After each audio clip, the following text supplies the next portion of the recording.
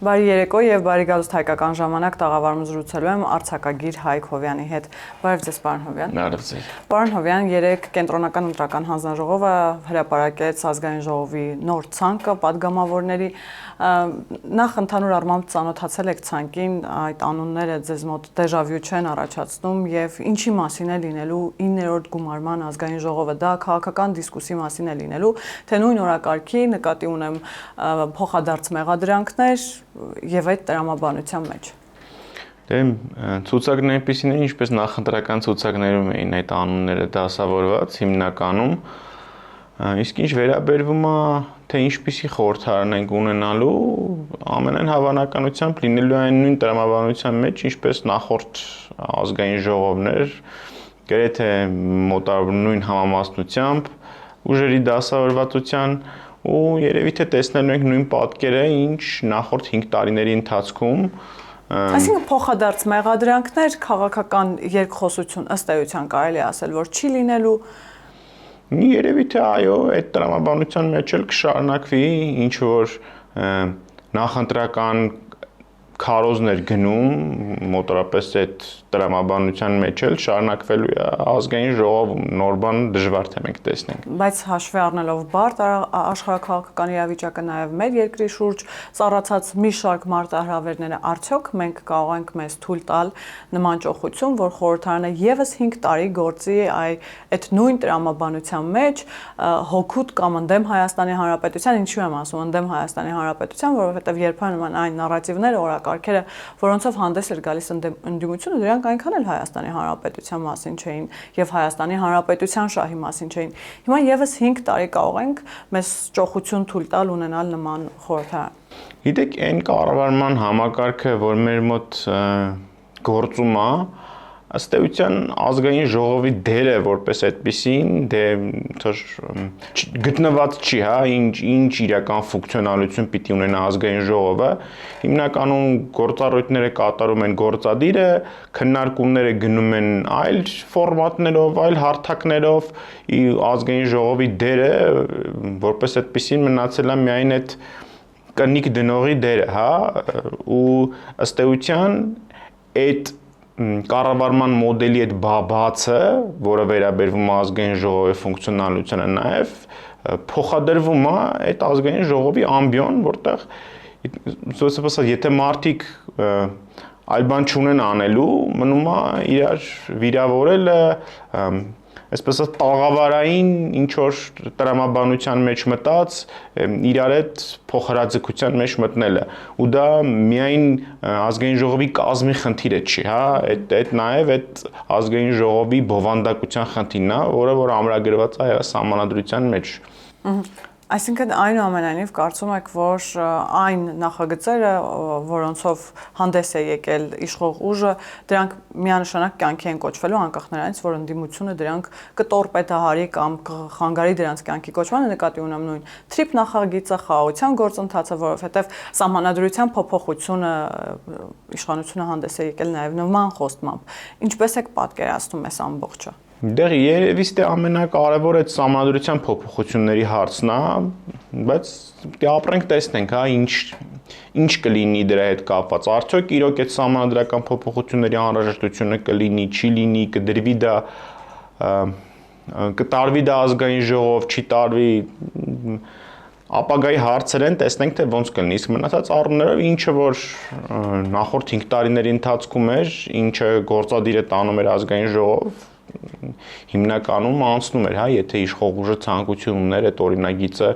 անցկացնելու։ Ես այդտեղ ոչ մի ինչ որ նոր բան կամ նոր իրավիճակ չեմ տեսնում, լինելու այնպես ոնց եղել է։ Կստեղծվեն այդ տրիգերները, որոնց մասին խոսում է ընդդիմությունը, անձամբ նաև Ռոբերտ Քոչարյանն է, եթե չեմ սխալվում, ակնարկել, որ աշնանը կարող են ստեղծվել համապատասխան տրիգերները եւ հանրությունը իրենց ընտրազանգվածը դուրս կգա փողոց կանի հեղափոխություն, վերջին տարիներին գիտեք այդ խոսույթը պարբերաբար կա, որ փողոց կգեներացնենք, հեղափոխություն կանենք, որոնք են լինելու այդ տրիգերները, օրինակ սահմանադրության փոփոխության հարցը, եթե օրակարգ բերվի, դա դառնալու է տրիգեր ընդդիմության համար։ Գիտեք, այս տրիգերը կարամ կապում մենակ խաղաղության գործընթացի հետ,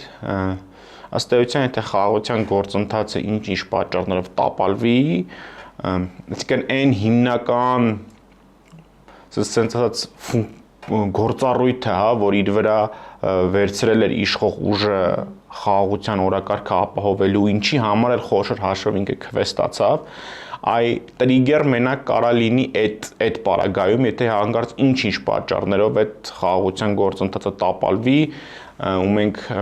հայտնվենք նորից այնպիսի մի իրավիճակում, որ Ադրբեջանի հետ կոնֆլիկտային իրավիճակ ստեղծվի, նորից մտնենք այդ կոնֆլիկտային տրամաբանության մեջ, դա կարա լինի տրիգեր հանրության մոտ հուզումներ առաջացնելու, փողոց դուրս գալու եւ այլն, բայց ես ամեն դեպքում չեմ կարծում, թե այդ տրամադրությունների գեներացնողը լինելու է օրվա անդիմությունը, որովհետեւ նույնպիսի հիասթափություն օրվա անդիմությունից կունենա հանրությունը։ Եվ կենտրոնական ընտրական հանձնաժողովը 3 եւ նաեւ այսօր փակ նիստով քննելու է դատախազության միջնորդությունը, որը վերաբերում է ուժեղ Հայաստանի առաջին համարին Նարեկ Կարապետյանին ազատությունից զրկելուն միջնորդությանը։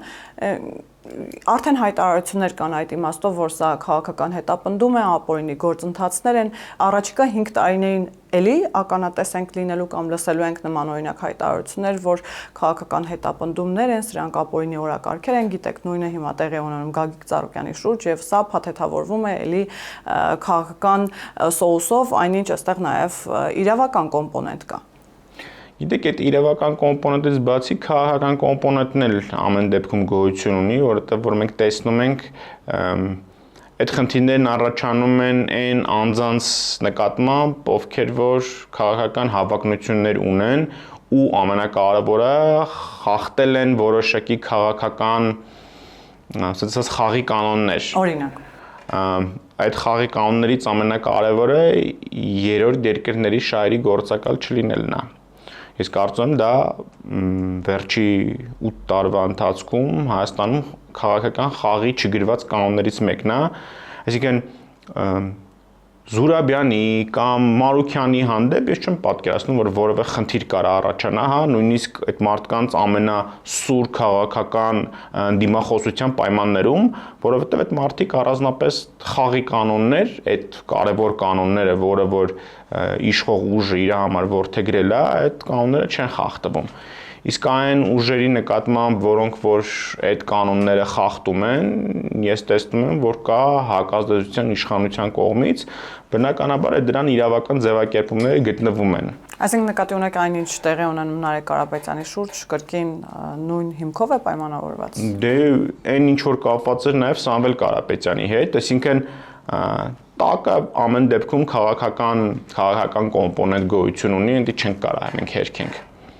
Իսկ Գագիկ Ծառուկյանի շուրջ տեղի ունեցողը, պարոն Հովյան։ Դե նույնն էլ է տրամաբանության մեջ է գործում, էլի։ Այսինքն կան խաղի կանոններ, որ այ խոշոր կապիտալ ունեցողը, քաղաքական ազդեցություն ունեցողը չպիտի երրորդ երկրի ուժերի գործակալ դառնա, սկսի սպասարկել այլ երկրի շահեր Հայաստանում ու իշխանությունը զգուշացնում, հա, անձամբ Նիկոլ Փաշինյանը զգուշացնում էր, որ դրա համար պատժվելու են այդ մարդիկ։ Հիմա եկել է այդ ժամանակահատվածը քարերը հավաքելու։ Հիմա իրավական է, դա իրավական չի, բարոյական է, բարոյական չի, դրանք արդեն այլ փուլի հարցեր են, այլ փուլի այլ փաթեթով հարցեր են։ Կարևորը հասկանալը թե տակը ինչա դրա, հա։ Իսկ տակը է դա, որ քաղաքական խաղի կանոններ են խախտվել։ Այդ մարդկանց հանդեպ սահմանադրությունը լավ կլիներ, որ այդ ամեն ինչը սահմանադրության մեջ գոնե ֆիքսված լիներ կամ ասինքն օրինական ինչ որ փաթեթով հնարավոր լիներ այդ ամեն ինչը կարգավորել, բայց մենք տեսնում ենք, որ ավելի շատ գործընթացը ուրիշ ուղղությամբ է գնում ու ընտրողաբար այդ մարդկանց հանդեպ կիրառվում է այլ գործիքակազմ։ Հիմա երբեմն նաև դա որակում են կամ փաթեթավորում են ընդդիմադիր դաշտում որպես անձնական վրեժխնդրություն, ասում են նախընտրական շրջանում Ծառուկյանը շատ սուր արտահայտվեց Նիկոլ Փաշինյանի հասցեին եւ Նիկոլ Փաշինյանը դա կուլ չէր տալու բնականաբար։ Դուք տեսնում եք նաև այդ միտումը, որ կարող է լինել անձնական վրեժխնդրություն, թե ինչպես ասացիք, այս մարդկանց իսկապես զգուշացվել է, որ քաղաքական դաշտում պետք չէ հատել այդ կարմիր գծերը, որոնց մասին դուք խոսեցիք, եւ այս մարդիկ գնացել են այդ կարմիր գծերը հատելու ճանապարհով։ Շատերն են սուր խոսույթ կիրառել իշխանությունների ու անձը վարչապետի նկատմամբ, բայց ես այդ մարդկանց հանդեպ որևէ բան չեմ տեսնում, ես համոզված եմ, որ խնդիրը ոչ թե անձնական վրեժխնդրությունն է, այլ այդ քաղաքական խաղի կանոնները խախտելը։ Խնդիրը ամենամեծ նրանում է կանում, որ այդ խաղի կանոնները իրավականորեն ֆիքսված չեն, հա, ամենամեծ խնդրեմը տեղը, այսինքն այդ ինչ որ մեր մոտ տեղի է ունենում կուլիսների ետևում, այ ամենաանհանգստացնողն ու խնդրահարույցը տեղը։ Բնականաբար պետք է հասկանալ, որ այն երրորդ երկրի հետ, որի հետ ասոցացվում են տվյալ ուժերը, նրանց այդ բաց խաղը բավականին բարդ ու խնդրահարույց կարա լինի Հայաստանի համար, բայց կարծում եմ, որ իշխող ուժը պիտի ինչ-որ ձև գտնի այդ բալանսը, այդ խաղի կանոնները պահպանելու եւ արտաքին ուժերի համար ավելի խնդրահարույց բաներ չստեղծելու համար այդ բալանսը պիտի ինչ-որ կերպ գտնվի, որովհետեւ այս իրավիճակում էլ իրավական համակարգն է խոցելի վիճակում դրվում, դա էլ է վտանգավոր ու անհանգստացնող։ Այսինքն նկատի ունեք իրավական համակարգը կաշկանդվածություն ունի եւ ուղիղ չի կարող ձևակերպել, որ այս կամ այն մարդը հանդիսանում է այս կամ այն երկրի գործակալ։ Ճիշտ հասկացա։ Հա, այդ նկատի ունեմ, որ խնդիր կա տեղ կոնկրետ մարդկանց, կոնկրետ այդ խաղի կանոնները խախտելու մեջ մեղադրելու համար, որպեսզի չվնասեն արտաքին հարթակներում հարաբերություններին։ Ես դա այդպես եմ տեսնում ու դրա համար փորձվում է ուրիշ գործիքակազմ կիրառվել, բայց դա էլ եմ կրկնում արդեն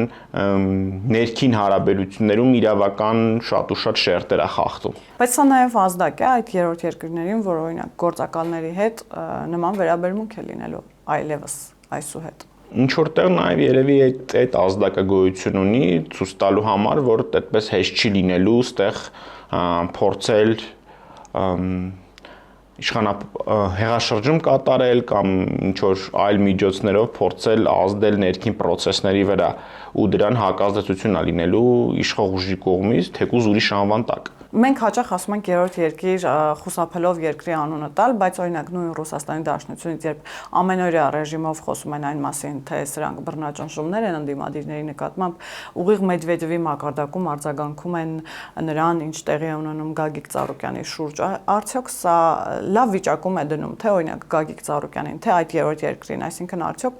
չի ստացվում, որ իրենք ըստ էության բաց խաղաքարտերով են խաղում, իսկ հայկական կողմը դեռևս կաշկանդվածություն ունի ցույց տալու իրականությունը։ Ես չեմ կարծում, որ Ռուսաստանն այսպայն այն իրավիճակում է, որ այդ գործակալների համար ինքը անհանգստանա, կյանքը ցույց է տվել, որ այդ գործակալներին միշտ էլ օգտագործելուց հետո այսպես ասած դեն են նետում, հա, երբ որ վառվում են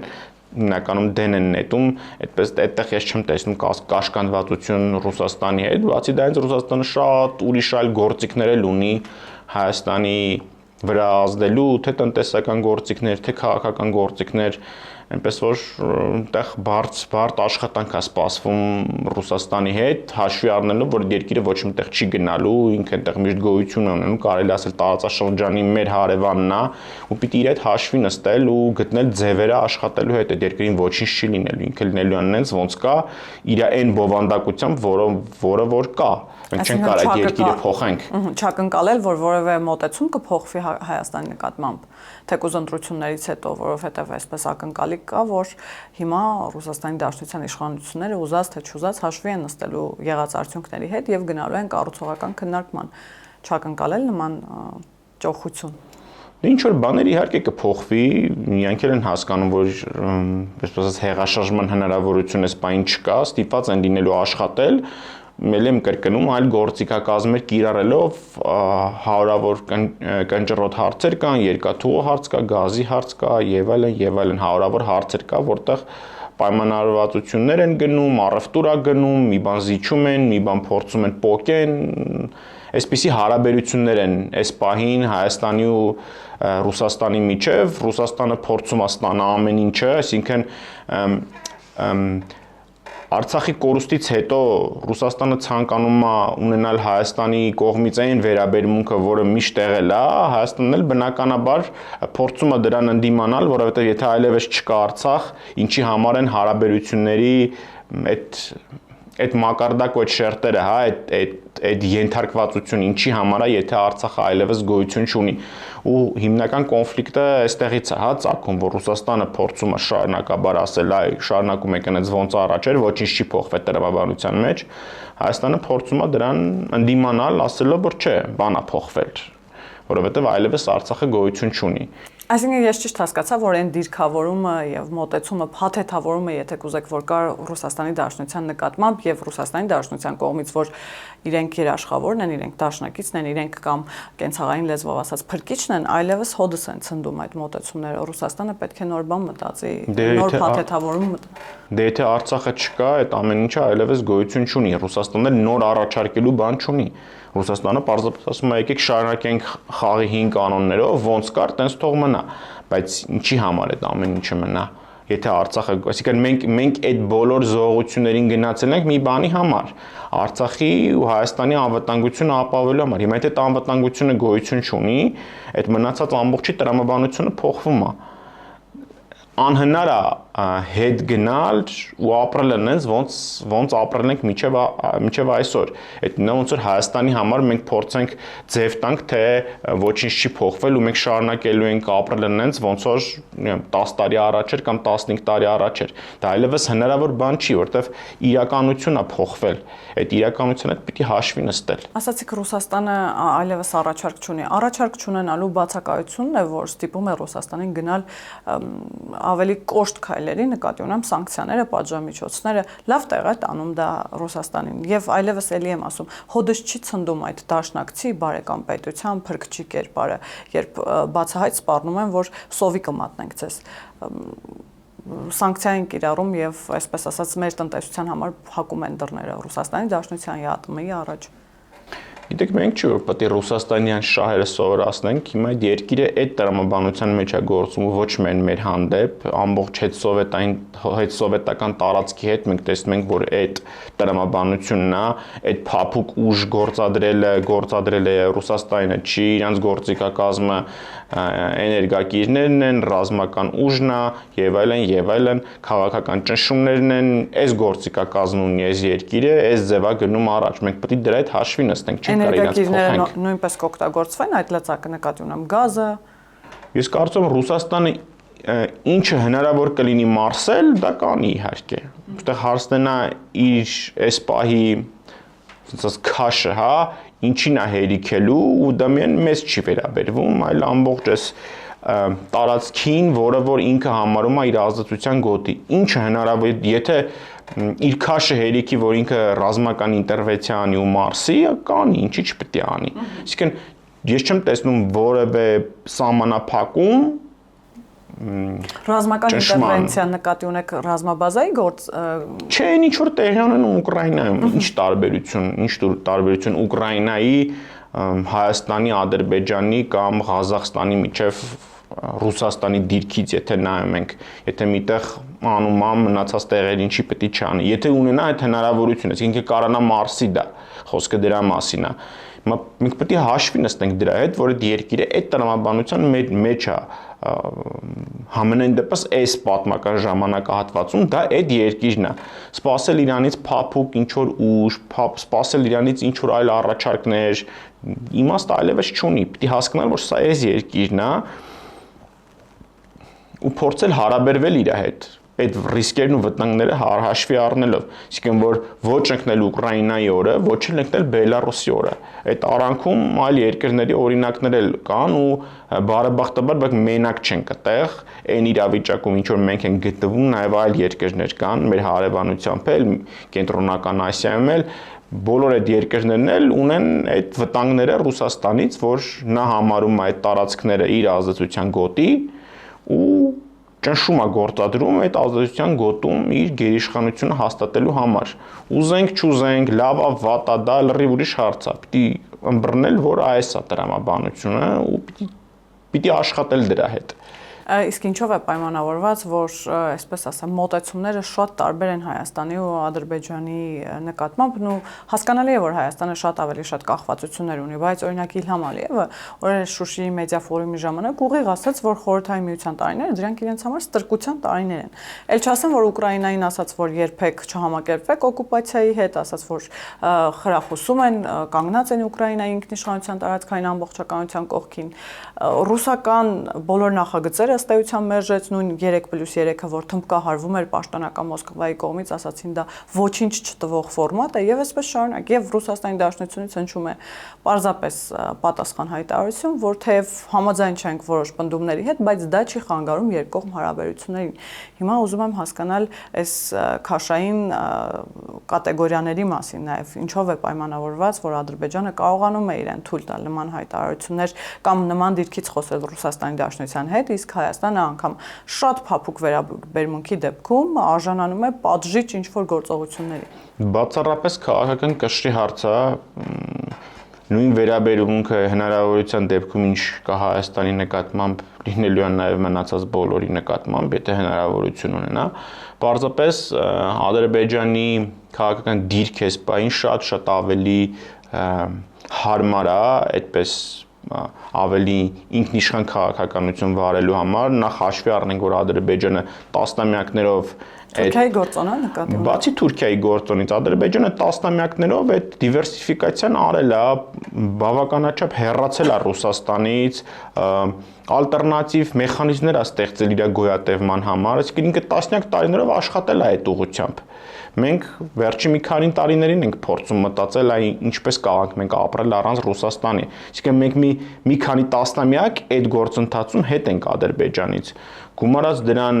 Ռուսաստանի կախվածությունը Ադրբեջանից ու Թուրքիայից այդ էներգակիրների տարանցման հարցում,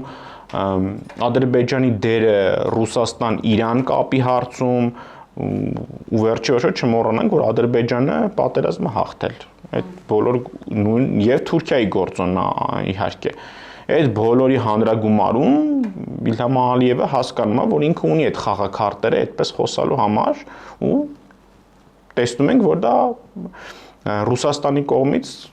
առանձնապես արձագանք չի լինում, այն ինչ որ մենք կարանք սպասենք, եթե նմանօրինակ խոսակ բանի դեպքում մեր հանդեպ դա կլիներ, դա խոսում են մասին, որ Ադրբեջանը այդ քաղաքական կշիռն ունի, մենք չունենք։ Հիմա մենք էլ մեր հերթին պիտի աշխատենք աստիճանաբար ինչ որ մեր կշիռը ավելացնել, որ ունենանք հնարավորություններ այդ քաղաքական խոսակցության մեջ ավելի լավ դիրքերից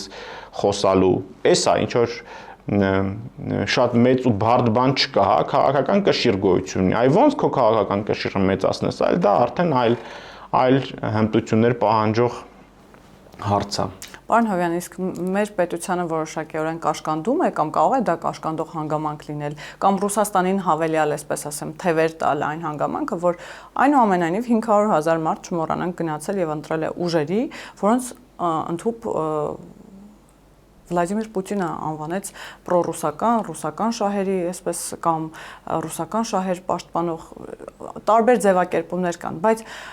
սա Ռուսաստանի թևերը ավելի է ազատում, թևեր է տալիս եւ ավելի է կաշկանդում հայկական կողմից, սա արդյոք իրենց համար նոր շանս չէ եւ արդյոք Ռուսաստանը նոր թափով չի սկսելու, այսպես ասած, պայքար տանել այս խորհրդարանում, որպեսզի հաջորդ խորհրդարանում առնվազն ունենա այն արդյունքը, որը ակնկալում էր ունենալ այս խորհրդարանում։ Սա ռիսկ չէ մեզ համար։ Հենց այդպես էլ կա, դա եւս մի խաղաքարտ է Ռուսաստանի ձեռքին, ունենալ այդպիսի մեծ ներկայացուցվածություն ազգային ժողովում, ավելի մեծ խմբականակն ունի ազգային ժողովում, քան նախորդ ազգային ժողովի ազգային ժողովում էր, դա բնականաբար լուրջ խաղաքարտ է Ռուսաստանի ձեռքին, ինքը դա անպայման կիրառելի է, օգտագործելու է ճշում գործադրելու վրա, գործող իշխանության վրա, դա էներ ինչի նպատակը ինքը ուներ, հասնել այդ գործիքակազմին, ունենալ այդ խաղաքարտերը ձեռքին եւ գուցե պլան մաքսիմումներ, ես չգիտեմ արդյոք իշխանափոխության այդպես նպատակ իրանք ունեն իրենց արժեվ դրված, բայց ամենայն դեպս եթե հիշում ենք այն Կիրիենկոյի հետ կապված իրեն վերագրվող թե իր հետ առնչվող այդ հոդվածը ռուսական կայքերից մեկում, որ նպատակը փոքրամասնություն ունենալն ազգային ժողովում, իշքան հնարավոր է շատ դա համենայն դեպս իրանք իրականացրեցին, իսկ հաջորդ ընտրափուլի հետ կապված, այդտեղ նաև բացի իշխող ուժից անելիք ունեն նաև իրանց ամեն դեպքում Հայաստանակենտրոն հռչակող մյուս քաղաքական ուժերը եւս, որովհետեւ այդ վտանգներն ու ռիսկերը դա միայն իշխող ուժին չի վերաբերվում, այլ նաև վերաբերվում է իրենց։ Դե իրանք իրենց համարում են Հայաստանակենտրոն, պետականամետ քաղաքական ուժեր, այ երրորդ երկրի շահերը սպասարկող քաղաքական ուժերի այդ մեծ ազդեցությունը իրանց համար էլ պիտի տրիգեր լինի, որպեսզի իրանք էլ իրանց հերթին, իրանց տեղում աշխատանք կատարեն այդ ազդեցությունը կամաց նվազեցնելու համար ու փորձեն հաջորդ ընտրափուլի համար այդ ռուսական ընդդիմության ձայներից ինչ որ մի մասը փորձեն քաշել իրենց կողմ, թե չէ անցած ընտրությունների ընթացքում մենք տեսնում ենք, որ մնացած այդ աստղաբույլը քաղաքական ուժերի փորձում էր քաղաքացիական պայմանագրի ձայները քաշել իր կողմ, ամբողջովին անտեսած այն 40% ձայնը, որ գնաց այն մյուս ընդդիմությանը։ Պիտի հասկանալ, որ այդ ձայներն այնտեղ են, այնտեղից պիտի փորձ, եթե Հայաստանի շահերի մասին է խոսքը գնում, պիտի հասկանալ, որ այնտեղ են վտանգավոր ձայները Հայաստանի պետության համար, այնտեղից պետք է այդ ձայները փորձեն իրենք վերցնեն։ Հուսամ քաղաքական ուժերի մի մասը կկարողանա այդ իր մեջ հաղթահարի այդ հակաիշխանական բանը, որ այ ընդդիմություն լինելը նշանակում է միայն իշխող ուժին հարվածել ու կփորձի այդ ռուսական ընդդիմությունից էլ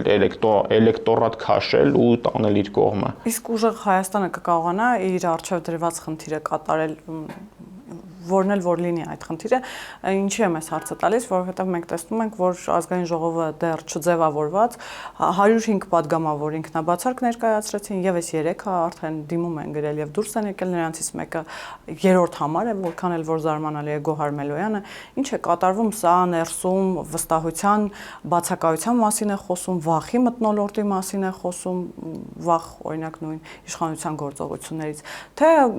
ուր մնաց գաղափարախոսությունը նկատի ունեմ գաղափարական հենքը, որ այս կուսակցությունը ձևավորվել էր, թե կարող է պարզվել, որ այնտեղ գաղափարական հենք էլ չկար։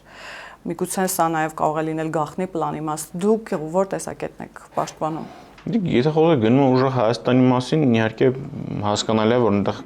կուսակցություն գոյություն չունի, դա քաղաքական ուժ չի, դա քաղաքական պրոյեկտ է, ինչ որ գործառույթ իրականացնելու համար։ Ես ունեմ համոզմունք, որ նոր ազգային ժողովում այդ քաղաքական պրոյեկտի կուրացիան ամեն դեպքում իր վրա Հայաստան դաշինքն է վերցնելու ու այսպես ասած Ռոբերտ Քոչարյանի քաղաքական ուժը ավելի մեծ կշիռ է ստանալու այս նոր ազգային ժողովում։ Ես անկեղծած չեմ պատկերացնում կամ չեմ տեսնում, որ Կարապետյանները երկարաժամկետ կտրվածքով շարունակելու են քաղաքական կարիերա անել կամ այդ ուժին ինչ որ քաղաքական կուսակցական գաղափարախոսություն տան, հաղորդեն, այսինքն քաղաքական գործունեություն ես մոտիվացիա չեմ տեսնում իրանց մոտ, ավելի շատ հակված եմ նրան, որ այդ քաղաքական պրոյեկտը կանցնի Ռոբերտ Քոչարյանի ազդեցության տակ, որտեղ ըստ էության իրանք ոչ մի գաղափարական կամ էթիկական հակասություն իրար հետ չունեն, այսինքն այդ նույն անձինք կամ այն մի նախորդ ազգային ժողովում, հա, Վարդևանյանը Հայաստան դաշինքի ցուցակով էր падգամավոր դարձել, հիմա այսինքն որը տեղերը փոխես այդ падգամավորների առանձնապես ոչինչ չի փոխվի, այդ մարդիկ ոչ մի գաղափարական տարաձայնություն իրար հետ չունեն։ Այսինքն ընդդիմության հիմնական լիդերը, ես ճիշտ հասկացա, հավաքական հիմնական լիդերը կամ թիվ 1 լիդերը լինելու է Ռոբերտ Քոչարյանը, հիմնական շեշտադրումը նրա վրա է լինելու եւ նրա ուժի նաեւ։ Դե Քոչարյանը ամեն դեպքում քաղաքական գործիչ է, հա, ինքը քաղաքական մարդ է, Կարապետյանները քաղաքական չեն, քաղաքականության մեջ չկան, քաղաքականությամբ չեն զբաղվում։ Այստեղ պիտի հասկանալ, որ այդ քաղաքական կոմպոնենտը շատ էական է։ Իսկ քաղաքական գործիչը տեղ Ռոբերտ Քոչարյանն է, ինքն է քաղաքականը։ Ու ես համոզմունք ունեմ, որ այդ քաղաքականը հաղթելու է ամեն դեպքում ու այդ ծանության բևեռը թեքվելու իր կողմ ինքն է ստանձնելու կուրացիան այդ ամբողջ այդ ընդդիմադիր զանգվածի, որ ազգային ժողովում ներկայացված է։ Ու ազգային ժողովում բանավեճը էլի կայանալու է Նիկոլ Փաշինյանի ուժի քաղաքացիական պայմանագրի ու Ռոբերտ Քոչարյանի ուժի միջև։ Ըստ էության այո։ Շնորհակալ եմ, պարոն Հովյան։ Ես էլ եմ շնորհակալ։ Հիշեցնեմ, որ զրուցակիցս արձակագիր Հայկ Հովյանն էր, կհանդիպենք։